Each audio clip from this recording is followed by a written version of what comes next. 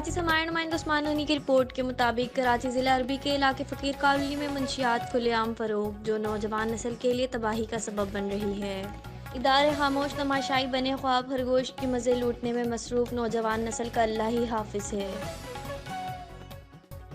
कराची से हमारे नुमाइंदा मोहम्मद नवेद की रिपोर्ट के मुताबिक अवामी नेशनल पार्टी ज़िला मलिर का एक अहम इजलास ज़िला सदर कचकोल खान की सदारत में बादशाह खान हाउस शेरपाव कॉलोनी में मुनक्किद हुआ। कराची से हमारे नुमाइंदा जावेद कादरी की रिपोर्ट के मुताबिक कराची जमीला बेगम फाउंडेशन पाकिस्तान और सिंधी संगत वेलफेयर एसोसिएशन के जानिब से एक सिंधी कल्चर डे के हवाले से एक शानदार और आलीशान रैली का इनेकाद किया गया।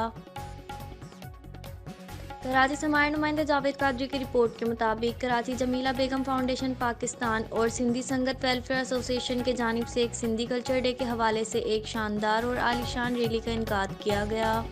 जिसमें शाह लतीफ़ टाउन के मुख्तलिफ बरादरियों के लोगों ने भरपूर शिरकत की, जो चेयरमैन जमीला बेगम फाउंडेशन डॉक्टर इद्रीस सराइन और सिंधी संगत वेलफेयर एसोसिएशन के सदर सर शफी मोहम्मद सियाल की क़यादत में शाह लतीफ़ के मुख्तलिफ सेक्टरों से गुजरती हुई मरील प्रेस क्लब पर इख्तिताम पजीर हुई। नुमाइंदा हर्पल न्यूज़ जावेद कादरी से बात करते हुए चेयरमैन जमीला बेगम फाउंडेशन डॉक्टर इद्रीस सराइन ने कहा कि इस रैली का मकसद सिंधी भाइयों से प्यार और एकजहती है, जो कि सिंधी बाप इस्लाम है और इसकी सकाफ़त भी सदियों पुरानी और कदीम है। जमीला बेगम फाउंडेशन की खिदमत वतन अज़ीज़ और सिंधी धरती के लिए हाजिर है। बाद अज़ दीगर मुकर्रिरीन ने भी रैली से खिताब किया और रैली में शरीक दीगर बरादरियों का शुक्रिया अदा किया।